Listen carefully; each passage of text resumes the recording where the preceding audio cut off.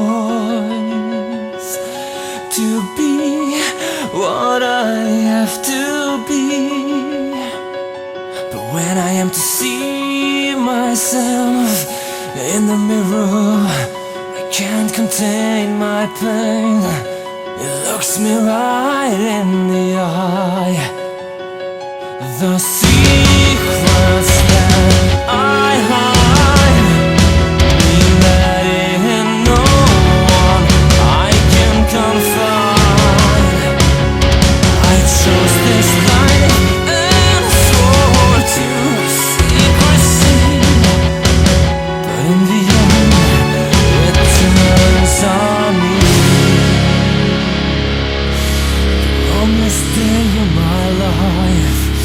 This is the longest day of my life. It's time to pick up the pieces and build it back together. When I was young, I saw my best friends die, and I'm gonna let you go. I'll be by your side forever.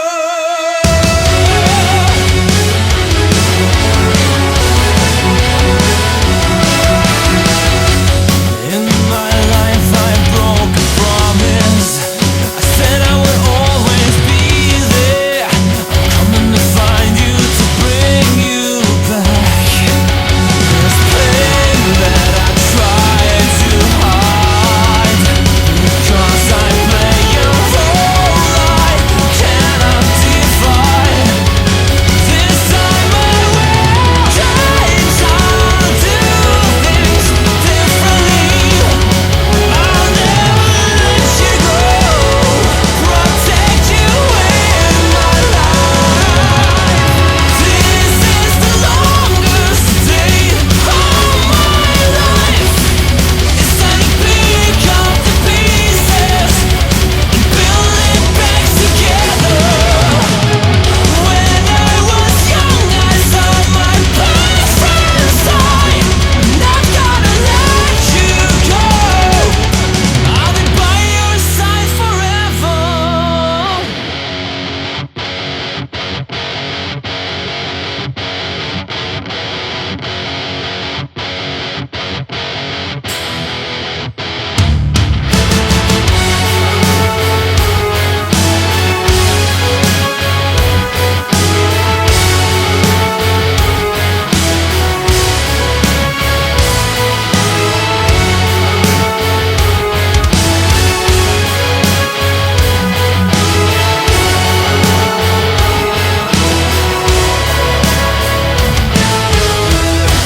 Countless times they say I crossed the line, but ask me how many lives I've saved in time. Innocents don't have to die. Not in my world, not on my time. I'll do what I have to do until I die. This is my last day before I walk away. I'm coming to take you back from them. We'll be family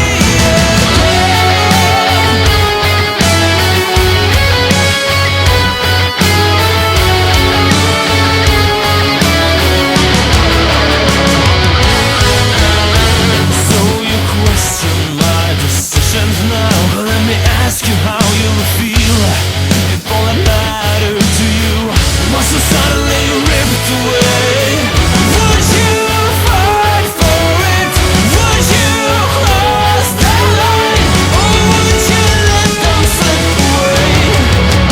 I give my life. This is my last day before I walk away. I'm coming to take you back from them. We'll be free again.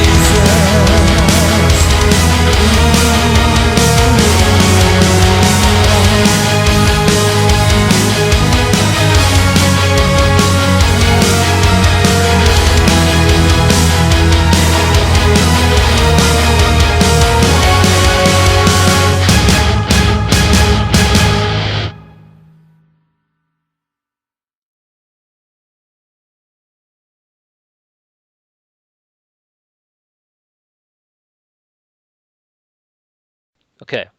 All right, Rock Addicts. This is DJ Rem from Rock Addict Radio, and I have the guys from Damnation Angels on the line. How you guys doing? Good, good. Pretty well, mate. Pretty well. Very good. So why don't you guys introduce yourselves, and please also introduce the band members that are not with us today and what everybody's spots are. Okay, well, my name's Will Graney. I'm the lead guitarist, songwriter, co-founder with my brother, who's the drummer, John Graney, who's also a co-founder. With us, who's not with us, is Dawn Trigg on keyboards, Stephen Averill on bass, and Mr. Per Frederick, who's with us right now. Yeah, I'm here. Yeah, Per Frederick Pellicay, better known as Pellicay, I guess. And what's say? I'm here. We're looking forward to talking to you. Okay, very cool. So why don't you guys tell me how long Damnation Angels has been together as a band? Well, we kind of started in 2006. We'd all already been in a few bands and been knocking around in different bands and things, and we kind of started in 2006. But we had a few lineup changes, played a few gigs. It wasn't that serious until say 2009 when we really started pushing it. We did our debut EP, Shadow Symphony, and that's when everything started like snowballing, so to speak. Very good. And before I forget, I want to send out a big, huge thank you to Massacre Records for hooking us up and making this happen. So big props to those guys. Cool guys. Yeah, brilliant, brilliant label. Yeah, they've been a big help to us, and we're looking forward to doing our second album with them and the future and everything. Very cool. Yeah, they send me some killer bands, so I totally appreciate it. And I just let you guys know, when they sent me your album, I started listening to it. And like the first track with just all the symphonic and just that whole orchestra sound that you guys use in your music is just amazing. I think it just goes so well. So Thank you. Thanks, pleasure. and I know when I've played you guys on my show, I've had really good response to the tracks as well. So it's very cool. Yeah, I mean, Cool. we've had a really good response from America, especially with us playing Prog Power and in September and things. We've seems to be one of the biggest places for us. Really, actually, get a lot of interest, a lot of comments on YouTube asking us to play in various states and things. So yeah, it's really nice to to get fans over there and everything. It's great. We really want to play there as much as possible. It's all about making it work with the tour and stuff, though. But that's the dream, and we're playing on Prog Power, so at least we get to debut there in this year, which is really cool. We're all super excited about that. Yeah, I actually was reading about that Yeah. today. That looks like it'd be really good for you guys. Yeah. Yeah, Really. we were very excited, really excited about it. Actually, I mean, it's probably the biggest gig we've done so far. We will have done, and we know we've got a lot of people waiting over there to see us. Sold a lot of T-shirts, a lot of CDs, and it's a daunting show. I looked at the size of the stage the other day, and it's going to be really good, and we're looking forward to it. Yeah. Definitely, yeah. So, what is going on with you guys right now? What do you guys have lined up for shows and such over in your part of the world?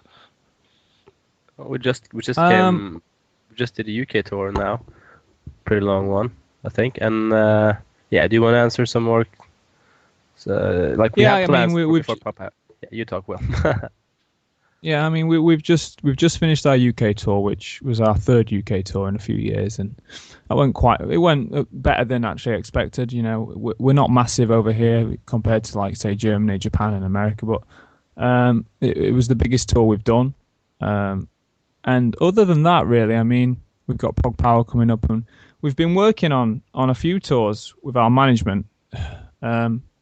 Trying to get a few European tours, just play anywhere because we're growing so much worldwide, and we want to play everywhere, whenever we can. But it's so difficult to arrange. I mean, I can see us probably doing a European tour, with a band maybe in like September or something. We're working on that, but other than touring wise, we're certainly working on our new album, which we're hoping to record in October and release this time next year. Okay, so what was like the creative spark to get this band going in the beginning? You know, what was the driving force to make this happen for you guys? I'm trying to remember. 2006. I'm trying to remember why we decided to do it. So long ago. I mean, I honestly think it was the Camelot DVD, One Cold Winter's Night, that got me into the whole kind of symphonic thing. And obviously, I was a big Metallica fan. I like, S&M and that great orchestral sound. I mean, I'd been doing bands since 2003, and I've always wanted to do it. Obviously, wanted to be in a metal band since I was like 12. So I guess it was just seeing the Camelot Nightwish thing and seeing it and wanting to get involved in it and do our own take on it and that kind of thing. And just, I've never wanted to do anything else really. I've always wanted to do heavy metal music, all my life really. So that's really what got us going. I can't really think of why exactly we started in 2006. It's so long ago.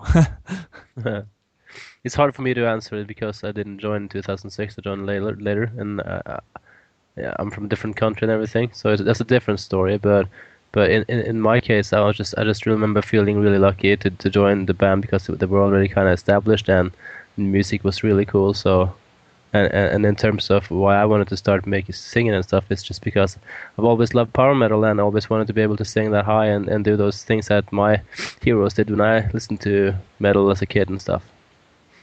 Oh, that's cool, and I have to tell you, you have an amazing voice, dude. So I'm glad you joined. Thank you very much. He's truly blessed. He's blessed. Yeah, and so you guys have the orchestra part going. I mean, you have the killer vocals, and you have, I mean, the guitars and the keyboard. I mean, everything that you guys do is just sounds so good. Where did you guys record the album that I have right now? Where did you guys record that at? We did it in Ipswich. It's not really much of a place. It's just a little town with Scott Atkins, who worked with Cradle of Filth, Silosis, quite a few bands. He actually did our original EP in 2009.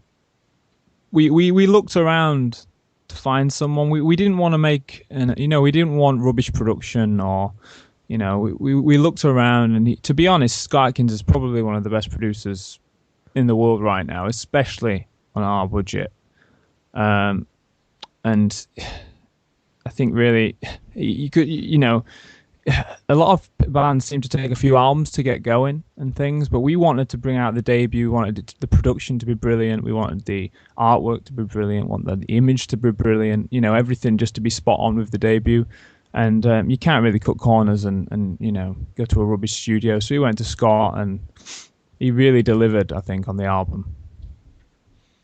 And speaking of the album and speaking of the artwork, who did the artwork design for you guys? Jan Urland from Darkrow, isn't it? Is that how you pronounce it? I guess Norwegian-wise. What do you say? It's Darkrow. Well, I mean, you're closer to where I am. You're closer to him than me. So it's Jan. It's American stuff, Jan Jan Irlund, but I guess. What do you say? You said Irlund something. What do you say? Well, it's Dark Grove Design. I think we'll just leave it at that. He's done Corpiclani, Man o' War, various kind of things. He's right up there in terms of artwork. You can't really find anyone better, to be honest. And we used him on the EP, and we used him on the album, and he's brilliant. He really is. Yeah. Yeah, definitely has a talent there. And how did you guys? I mean, how did you go about getting the art? I mean, I'm trying to figure out what I'm trying to say here. Did you send him the music and say, "Okay, here's the music. Design us something"? I mean, how did you do that? No, there was none of that. I just kind of told him what I wanted. I know probably some bands will approach the artist and say, "I've got a title." Say, Bring Her a Light, what do you think we should do for it? I'd already designed it with a friend of mine, really badly on paper. We'd drawn it. So I sent him, and we already knew him as well. So we kind of just said, can you do the album artwork? He said yes. Sent him the really badly drawn designs, and he just did it, and then sent us one that was awful. And I told him why it was awful, and we worked on it over a few months. And to be honest, yeah, the whole idea came from me and a friend of mine, and it was that easy. I don't know how other bands do it, but it was simply, can you do the work? Yes. How much is it going to be? Cool. There you go. Okay, very cool. I talk to a lot of bands, and everybody has their own way. I mean, that's definitely a way. The way when I asked you if you just, a lot of bands that I've talked to, they'll send like a track from the album and be like, okay, this is like the title track, figure it out. And so it just depends on the band, for sure. I don't know. I mean, I see that most things have to come from like the band. I mean, I could never imagine just saying like figure it out, and then he sends something back and it's like, well, there you go. It's a bit risky for me if he has to redo it all because it's rubbish. Right. Right. I think like the main thing really is to build up good connections and stuff really, and so you can literally just email him and say, can you do it? He'll do it, and things like that. I'm still working on the idea for the next album, so I'll probably have that completely nailed before I even approach him. So it just shows you the different ways of doing it, really, how it works. Yep. Oh, definitely. And that's what's so killer about it. So, what kind of influences have you had in your life that got you into music, and what influences have kind of driven you to continue to do this and just make all this work? Well, as a singer, well, they won. Good night. Well, no. All right. Back to the question, Spencer. I got inspired to sing first of all, because of I was at a gig when I was pretty young with a Norwegian singer. His name is Jørn Lande. I guess you pronounce it Jørn in America, and he lives very close to where I live, and I just started listening to that kind of music, and I thought like it would be cool to start a band or to make music like that. And at that time, when I was like pretty young, I didn't make anything big out of it. It just became a dream when I was young, because I didn't really do anything until I was like 22 or something. And when I was a kid, I remember thinking that it would be really cool to be able to sing like they do, and maybe even sing higher and stuff like that. And just because I was always fascinated by people like Jørn and Andre Matos from early Angra, and singers like that.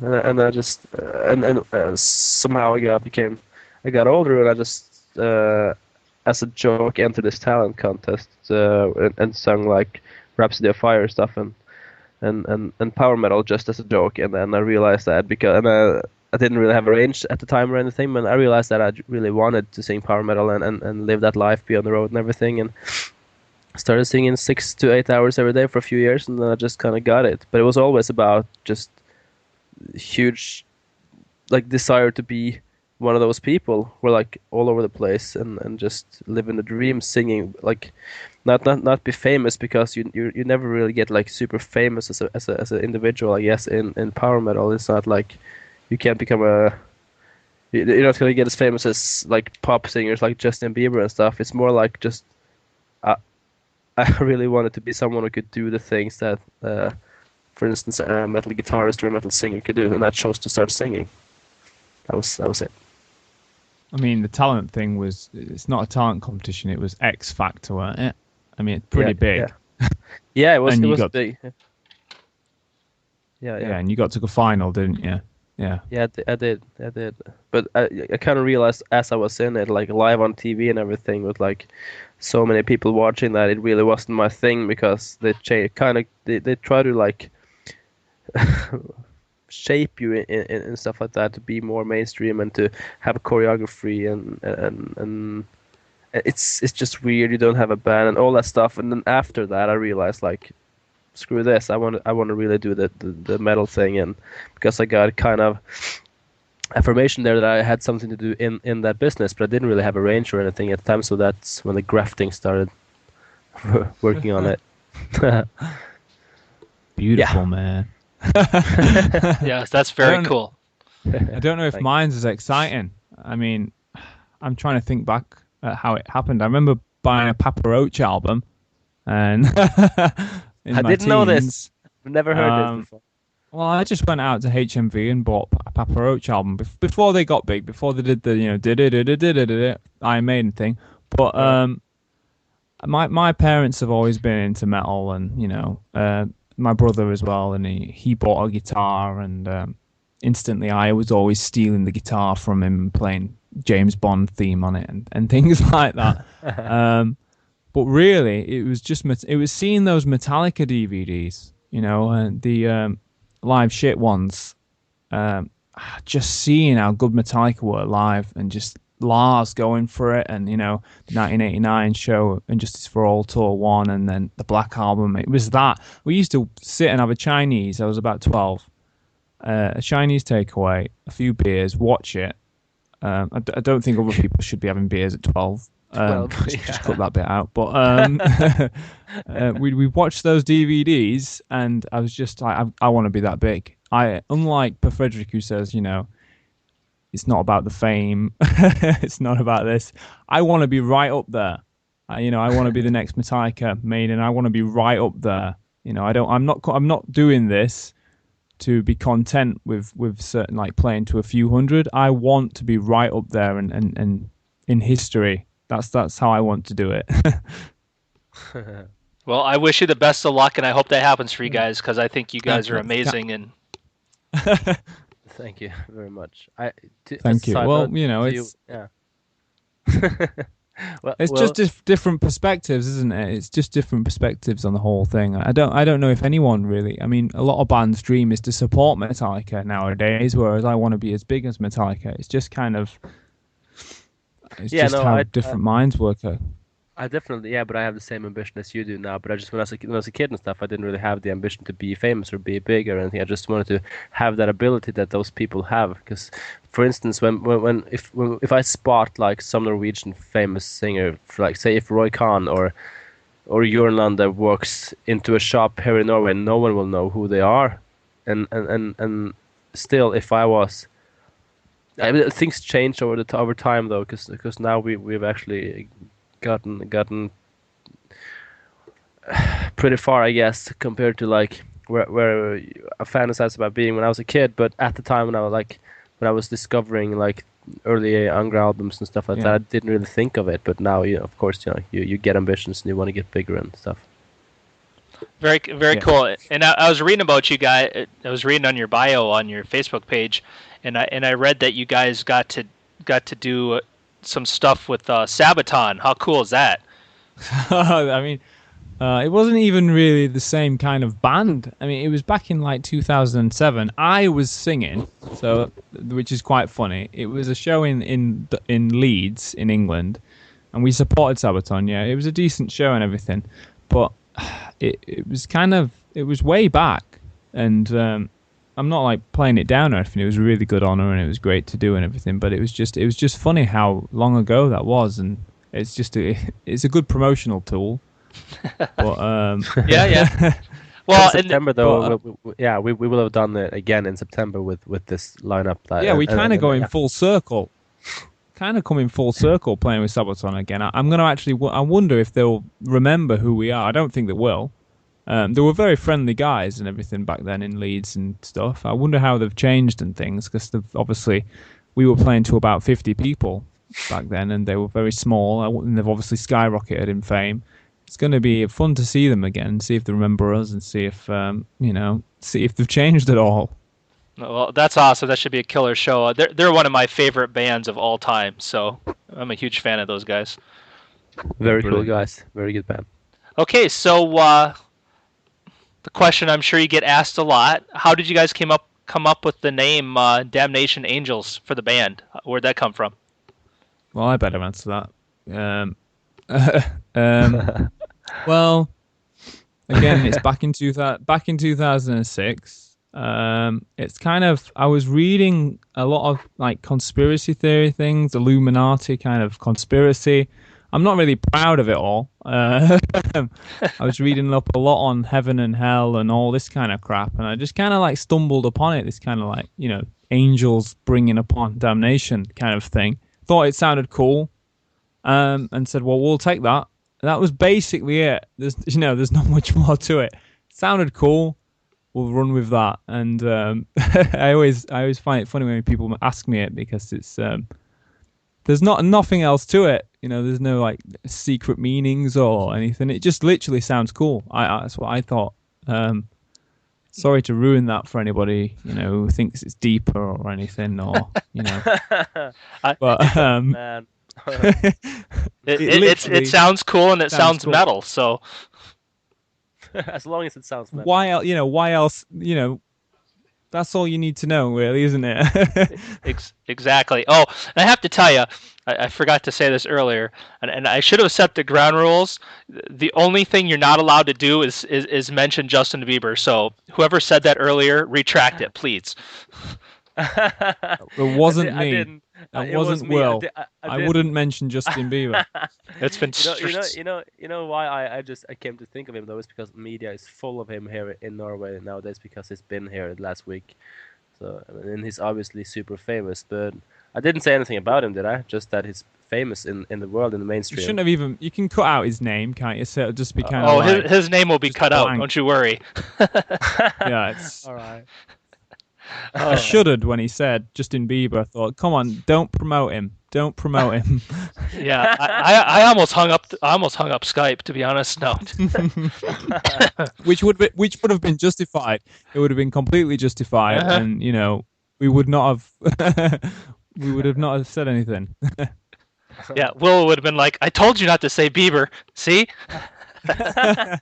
Well, to be honest, We'd been talking about him so much. It was in our minds. We were discussing him so much. It had got in our minds, and he just had to say it. I have to say Bieber. I've said it again. This show is gonna This be whole like bit this. is going to just be cut. It's gonna be beep beep beep all the way through. Okay. Yeah. Moving on. All right. Yeah. Yeah. Okay, where's a good place for people to go to find out more about you guys? What social sites and websites and such do you guys use? Facebook.com/. It's got to be Facebook, yeah. Facebook/Damnation Angels. It's got to be the best place, really. I mean, we talk to people on there, and we're on Twitter. We've got our own website, www.damnationangels.com. But the best place is Facebook, where we update the most, and we've got a YouTube thing as well. But it's Facebook, yeah. That's the best place, the most updates and everything, definitely. Okay, and then what if people want to purchase the current album or merchandise and such? Where's a good spot for that? You can go to damnationangels.com/merch, but you cannot. There's a link from Facebook, so everything's best to go through Facebook, isn't it? Well, I have a Facebook. There's you add us on Facebook. The first thing you'll see is a link to the merch. And also on the website, there's a link to the merch. It's really easy to get to.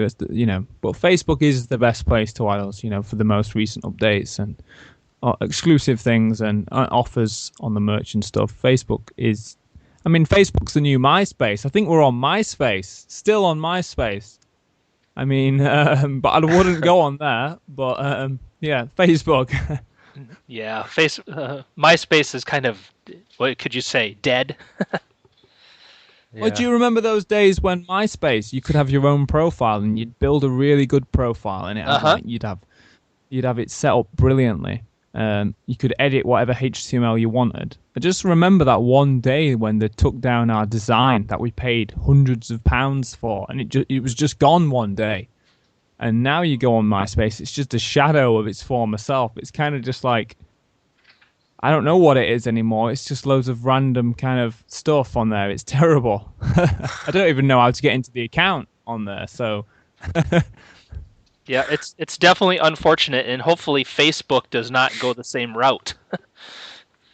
Probably won't. no, I Hope not. well, I mean, Yeah, people hope think people. not.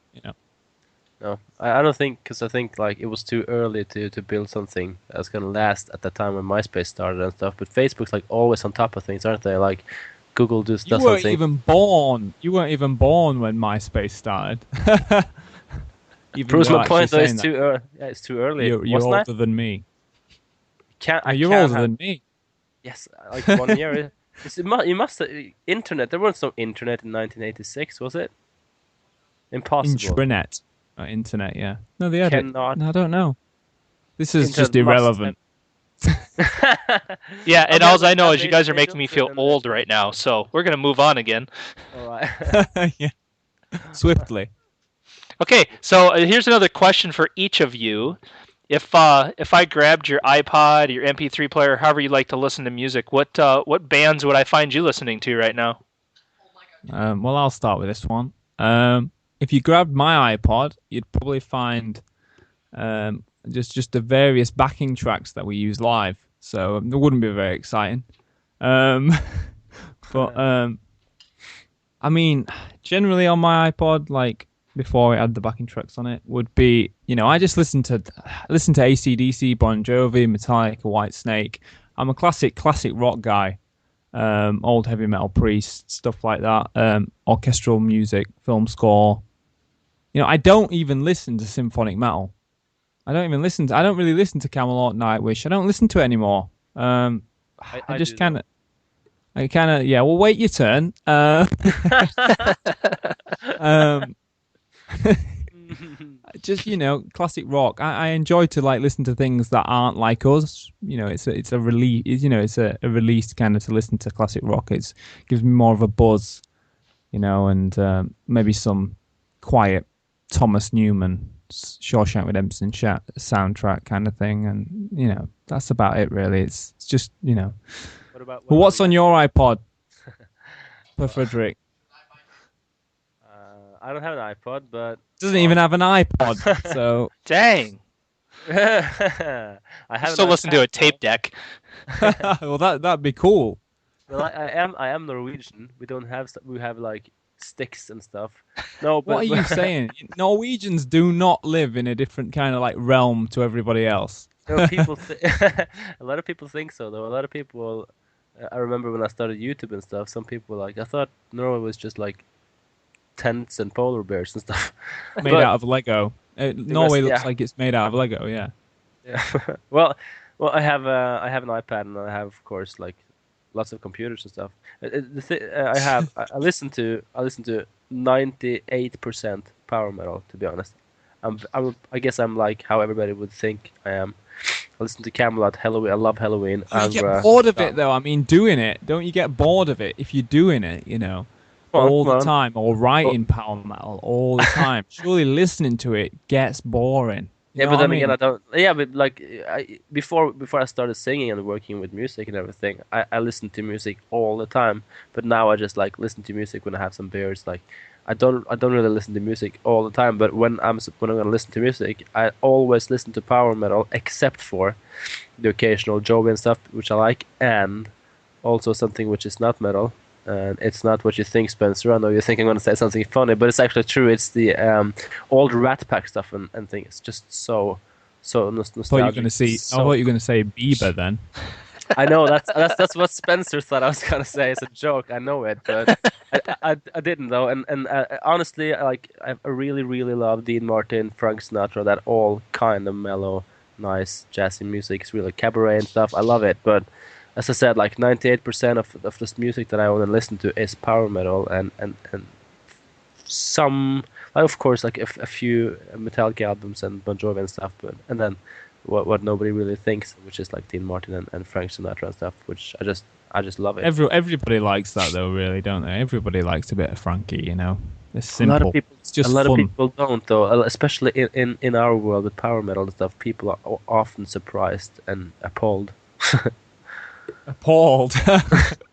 So okay, I wouldn't say I'm appalled, but I personally don't like that kind of music. So I definitely get that. Yeah, okay, You yeah. don't like Frank Sinatra? Not a fan. Nope. I'm a Not big even fan. on like say, not even like around Christmas time, when. No, I prefer I No. prefer death metal Christmas songs myself. See, I'm a Well, death metal fan. I like Napalm Death and everything like that, and grindcore and everything as well. I mean, I also like, yeah, I also like death metal and black metal. I like Dimmu Borgir and stuff like that. I do not mind most metal genres I like, but like your question, I believe, was like what we have on our iPods and Yep, stuff. exactly. you don't even Yeah. have an iPod, so technically, Well, I have an you wouldn't even iPad. really need to answer the question. Put that in there, Spencer. Just edit it for like Will to talk his turn and tell me to wait my turn. Then I'll just say I don't have an iPad. Finished. Oh, don't worry. This part is definitely staying in the interview for sure. Oh, All God. right. But this does lead me back to the original question with a different kind of turn on it. Is and this is for both of you and I'm going to ask you this from both perspectives because you both have had different answers about the whether you listen to power metal or not. Is there a fear if that's if you listen to 90% of the time that's all you listen to, is there a fear that that will influence your music and it will not come out as an original?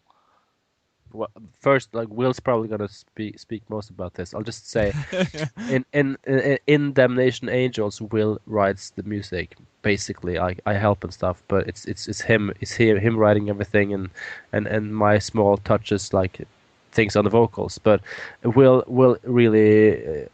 Well, you probably want to answer this, don't you, Will? But my power metal and Dean Martin influences will not really color the Damnation Angels music. So, come on, I'm Will. waiting.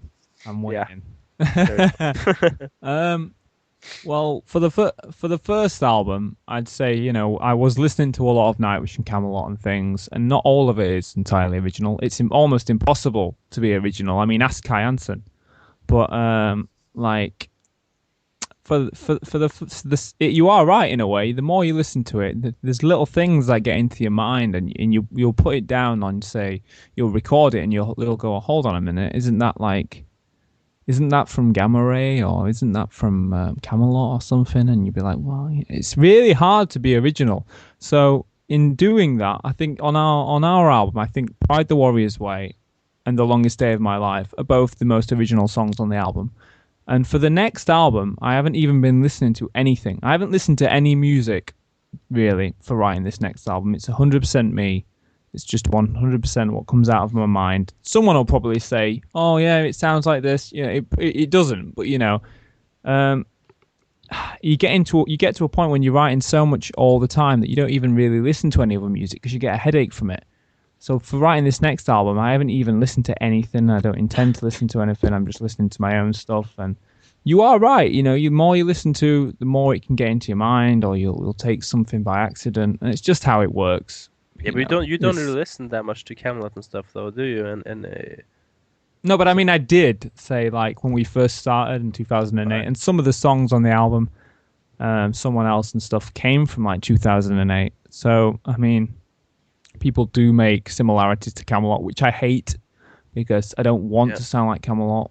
I actually would rather sound like Nightwish, but it's inevitable, really. I mean, how do you be original nowadays? It's almost impossible to be original nowadays, though, isn't it? I agree with that. Well, I mean, obviously you can take all those influences and put your own spin on it and then make an original. I mean, that's kind of what people do. Yeah, I mean, we've like, gotten that, though. what I would like is for someone to just pick up the album, put it on, hear the album, and instantly be able to say, yeah, that's Damnation Angels. And that's what I want, especially for the next album. I want people to be able to say, like, yeah, that's Damnation Angels. That's their sound. That's what I'm aspiring to create. Well, I wish you the best of luck with that, and I'm confident you will be successful. How's that? That's good. That is, that's great. I mean, you won't have long to wait either, seeing as we've already kind of booked it in. The studio's booked. Massacre have got it in their schedule. It's coming out this time next year, so you got to be ready for it. I'm ready now, man. So brilliant. Very good, very good. Okay, so you guys have kind of already touched on what I'm going to ask, but I guess how do you guys define success? I mean, you've already kind of told me you want to be the best, the biggest band out there. So how do you help accomplish that goal? We're putting so much into this, and we're like constantly working on it, and especially Will with the writing as well, and we're doing so much. So I don't think we would be happy with anything less than like being able to really do it all the time, do it big, and like play the biggest shows and do the biggest tours, and like we really wanna, like, we're aiming to get huge, aren't we, Will? Because I think, I mean, like, first of all, you it'd be weird though, like, to kind of like put your life, kind of like what you're doing, like when you're especially with us, like on different well, not continents, but like different countries, it's a lot of work, and it's a lot of like we put so much into it. Like I don't think I'd be demotivated if I didn't know that like we're really going for it, if you know what I mean. Well, I mean, like, first of all, you kind of think, right, I'd be happy with, say, getting signed. So you get signed and you're not happy. This is me speaking. This is my case. You get signed and you think, well, we're signed. Does it make any difference? Well, not really. We're signed. All right. Then you think, well, I'd be happy to play to, a few hundred people a night. You play to a few hundred people a night, and then it spirals and think, I'd rather play to a few thousand a night. And it just keeps spiraling. And for me, I'm never content. And I think that is the key to success. I think you've got to be your own worst critic. I think you've got to be able to listen to your album and say, no, that's crap. It's not great. This is where we need to improve. This is what has to be better. And I think a lot of bands make the error of kind of just making the same album over and over again and not improving, not judging themselves. And they just keep churning out the same album and they're not getting any better. And that is the key. And also a lot of bands take too long between albums. I think when you start, you've got to get albums out quick. You've got to use the momentum. You've got to get on it. And I think, to be honest, it is literally, you've got to be your own critic. You've got to know when you're doing something crap. And that is the key to success, making up good contacts as well. Building good contacts, with producers, with promoters, with management, with, other band members, things like that. That is the key for me. Yeah, we're aiming like to get really big though, aren't we? Like just in terms of answering the question. It's obviously we're aiming to be really big. It's a snowball thing. You've obviously, when you're building and when it's like kind of, obviously we've kind of been snowballing since 2009, and obviously like Last FM and places like that show this, and Amazon sales and things. And the key to doing that is being your own critic. Knowing when you're doing something rubbish. That's the key, certainly. Yeah, and I can totally appreciate that, because that's pretty much my philosophy with the radio station. I'm never content with where we're at. I'm always trying to make us better and always looking for the next thing. And even with us, connections is like the biggest and best thing. The more connections and the more networking you can do to get your name out there, and just to get, I don't even know what I'm trying to say. Just so people know about you guys and you're willing to give you a chance. I mean, it's so important. Yeah, it's the same as anything. It's exactly the same as the situation you're in. It's like a business. It's just a business. In the end, it's a business. It has to run like a business. You have to grow, and if you're not growing and you're not getting anywhere, then you're kind of stuck. And that's when like what are we doing? It is networking. It is always saying, how do we get better? What wasn't, I mean, we got 8 9s out of 10 on the first album, but I don't think it's that great. I mean, people rate it like 10 out of 10s and things, but I see exactly where we went wrong on the first album and intend to keep improving. And I think it's the key to life in a way, in all businesses and everything. It's the key to getting. What are you laughing at? I'm trying to be really serious here. Yeah. I can hear this sniggering behind me. He's laughing at me. I don't know what's going on. Well, and just to add to that, if and I'm not saying anything about the first album, but to give the first album of a band a 10 when there's nothing else from that band to compare it to, a 10 is really not a legit number, if you know what I'm trying to say. Yeah. You can't give anyone a 10. A 10 is a theoretical number. I mean, you've got to say even the best albums are 9.6 because there's always room for improvement. Exactly. You can't really give out 10s. It's an odd number to give. There's not going to be anything ever better than it. It's a silly score to give out, isn't it? Yeah, so many things just in life in general where there's rankings and ratings and stuff, and I try totally to ignore it. To be honest, I try to not. I mean, Yep, definitely. Yeah, because you go on one website and they'll give you like I remember the reviewing systems. I've got to say this: the reviewing systems on websites are insane nowadays. I mean, I remember going on one website and it said 1.5, and I thought this is 1.5 out of 10. And I thought, God, I'm going to look forward to reading this. It was 1.5, but the closer you get to 1 from 6, the better. I mean, who came up with that system? That is insane. Uh-huh.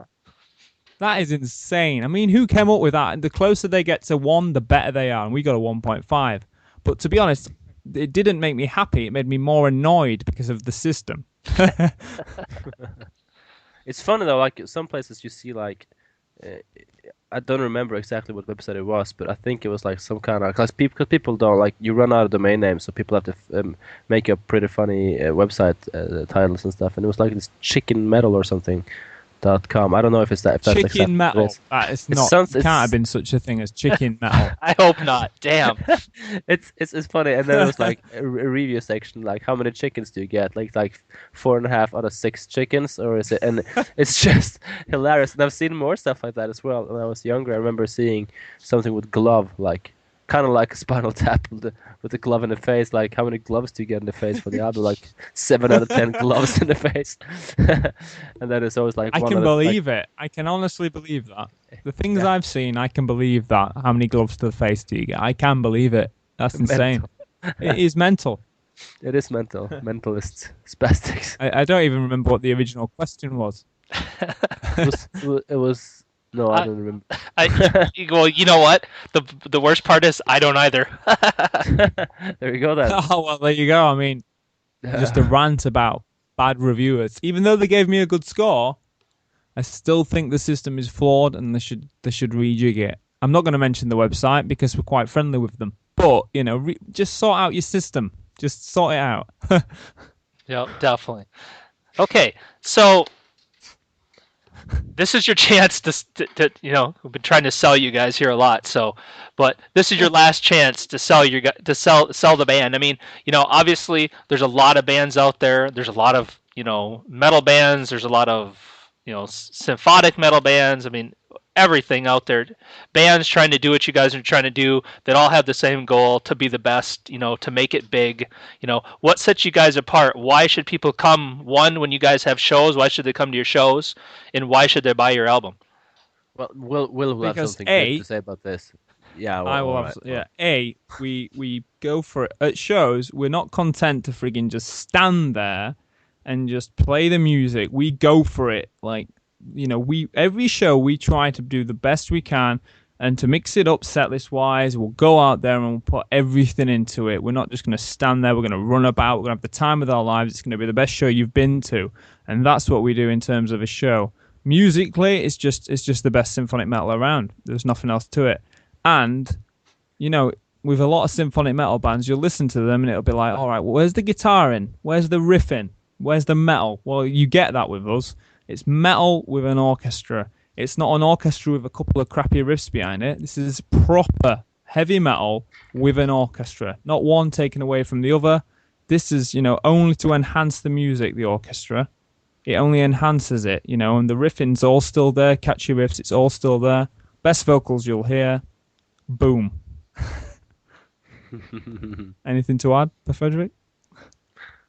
No, I guess what you said, I was gonna say that thing you said about performing and stuff, because we put so much into it, and it's worth mentioning. Because, like, for instance, say "Pride," the Warriors Way is probably like one of the most challenging songs for the band to play, and we make it like we extend it. We make it a even longer song live, and we don't sing the chorus. We jump and dance around singing it with you guys, and we enjoy it. We have fun, and we try to really, really always outdo ourselves, and like for me and stuff, like sing higher than anyone else, and we'll this solo is like we're just really trying, and I think people can see and get that. I guess a lot of people say that, you know, but basically, for the American fans, come to Prog Power. I guarantee we're opening Prog Power. I guarantee we'll open it, and you know, people will be blown away. I can guarantee that right now. You know, people will come and we'll blow them away. It's, you know. We take so much pride in our performing, and we watch tapes on us doing it and say we're not doing enough. We need to do more, and that's just the performing side, and the music's is the same as well. We take so much pride in it, and we're our own critic and things like that, and that's why, you know, people should check us out. You know. Okay, very good. And I strongly encourage everyone that listens to this interview to go watch you guys. Buy the CDs, buy the merchandise, help support the band, and you will not be disappointed. Or come to my show and I will play it for you, and you will hear how amazing it is. There you go. My plug. There you for go. There you go. There you go. Thanks, man. So And what's come to Prog Power, Power USA, 6th of September. There you go. Yes, go do it. Be Go there. now. Don't go now because you'll be waiting a while. But go in a few months. That's all right. Just go now. Stay in a tent. Stay in some nice hotels. Have some drinks. See the town and stuff. And then just wait. I don't know what the fuck I'm talking about. That's And a right. lot. Hey, if they want to camp out now and wait, that's their prerogative. That's cool. Yeah, that's cool. Yeah, yeah. Just do that. Yeah, just do that. Okay, so what's the craziest or biggest moment you guys have ever had at a live show you've done? That's a good question. It's gotta be London.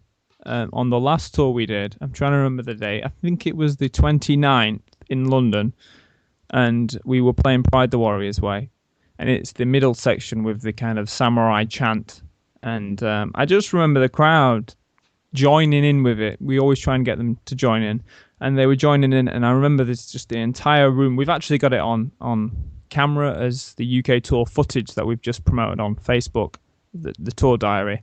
I just remember how loud they were. And obviously, we've never experienced this before. It was the biggest gig we've ever done. It was packed. It was, row after row kind of show. And they all had the Bring Her a Light t-shirts on. And I just remember this emotion coming over me. It was hit me hard. It was just like, and joining in. It was incredible. It was the biggest moment in our career in terms of live. It was absolutely amazing. Yeah, I agree with you. I'll have some more of that. I guess that's all he has to add. Simple. Well, he added a lot earlier, so keep it simple. Oh, very cool. Okay, so who in the band spends the most time in front of a mirror before a show? Not me, at least. I don't even look in the mirror. Which we probably should address, that you should probably look in the mirror. I mean, there has been times I looked at tour pictures and, you weren't wearing a necklace one night. Put it on. Simple, right? I do have an amazing necklace. Yeah, we'll put it on. I'd probably say that, actually, I was going to say me, but our keyboardist, Dawn Trigg, is in the toilet for about 50 minutes. I mean, you don't know where she's gone. She's gone for where's Dawn? I don't know where she is. We don't know where she is. It must be Dawn getting ready. That takes the longest. But then again, we all should be in front of the mirror. We all should take pride in our appearance before we go on stage. Always. Yeah, especially the vocalist. He's kind of the front man, The thing though, like the music we play, it's very demanding vocally and stuff. I warm up a lot. I have to warm up my voice for a long time and really just kind of get into it and stuff. And really, it's my job to kind of to dress him. I kind of have to to dress him. You're missing a bit of eyeliner. Let's get it on. It's kind of my job to kind of to look after everybody and make sure they're looking cool. I tell you what, though, when you're at a gig and you're signing autographs and you're selling T-shirts, you kind of forget to oh, by the way, we've got to kind of get all the gear on. Especially at this point, we don't have a dressing room in most venues. We don't have a dressing room. We stand at the merch stand and sell things, chat to people, have photos taken, which is a good thing because not a lot of bands do that. Right. And we chat to people. And I would probably say it's me or the keyboardist who stand there the most. Maybe the drummer, which is odd. All right, very cool. Tough question. Yeah, well, they can't all be easy. Oh no, certainly not. Okay. So what's the thing that would be cool for you to have on the show then, Spencer? Something that that's cool for you? Like what does the listeners want to hear, kind of thing? You mean as far as who spends the most time in front of a mirror, or what do you mean? No, like in terms of different questions. I mean, because we're getting closer to the end, I thought like maybe there's something that you that the listeners prefer to hear, like except for these questions you already asked. Yeah, I don't. I think the questions, a lot of the questions that I asked that I kind of have in my list, have come from either listening to other interviews or questions that the fans actually, because sometimes, a lot of times when we do some interviews, it'll be live on a show. There'll be a lot of people in the chat room because we have a chat room at the station, and a lot of the questions will come. So my questions have kind of molded from all my experiences. And again, all the interviews I've done, you guys are probably close to like the 200th band in the last year and a half I've talked to. So I've kind of tweaked as I go. All right, cool. But I think for me personally, my favorite question to ask of band members is the one where I ask, what band you're listening to. I'm always curious to know what music the members of a band, because sometimes the band says I don't listen to anything but my stuff because that's all I do, and that's cool. But it's really interesting to me to find out what other people are listening to, because I talk to so many different bands, I get such a range of answers to that question. It's really intriguing to me. Did you ever get like a weird answer? Someone like, yeah, well, I listen the most to Lady Gaga. Have you ever had that? I actually have had somebody tell me they listen to Lady Gaga. I've had people say that they don't like Justin Bieber, but they appreciate what he does. Did you hang up then? Did you hang up? No, but I did chastise them, like as I did to you, for sure. I just hung my head in shame. I didn't say anything. Like, it was just if I say like death, then does that mean that I'm talking good about people I dying? tell you what, though, I mean, when you did mention Justin Bieber quite a few times when you were staying at my house on tour. He did come up quite a lot. I don't want to go into it. Certainly not on this show. Do I want to go into it? But maybe we should have a chat afterwards and see what happens. And then every once in a while, bands turn it on me, and they're like, "Well, what are you listening to right now?" And I mean, to be honest, usually what I'm listening to is maybe the band that I'm interviewing that day, or a CD I just like. This week I've gotten like 3 or 4 albums in the mail, and that's what I'm listening to. The one CD is in my car right now, and that's what I've listened to every day for the last week. So it's just a fun question, and it brings out a lot of different. It adds a lot of conversation. Put it that way. It is interesting because say you get a death metal band who don't even listen to death metal, and like I'm in a symphonic metal band, I don't listen to symphonic metal, like classic rock. So it is an interesting question. It is nice to know what people are listening to. It is, and just because I consider all of us fans of music, and it doesn't matter, And I know we're just messing with you, man. But if you really did like Justin Bieber, I wouldn't care because I don't judge. I don't judge people like that way. Music is art, and whatever kind of music and art you like, that's all that matters. It doesn't matter what if Will hates a band and you love them, it doesn't matter. It's just your taste. So yeah. No, I mean you've got to be able to you've got to be able to appreciate what other people are doing, even if you don't like it. It's the people who don't appreciate who are annoying. You've got to be able to think, all right, well, Bieber's. I'm going back to Bieber here. He can sing. The guy can sing. The music's catchy. I don't particularly listen to it or like it. In fact, I haven't even heard that much of it. Same with Gaga. She's catchy. It's catchy music, but like I don't like it as such, but I can appreciate it. There you go. Yep. Very good. Okay. Anything else you would like to tell everyone that'll hear this interview? Is there anything I haven't asked you about the band that you want to make sure people know?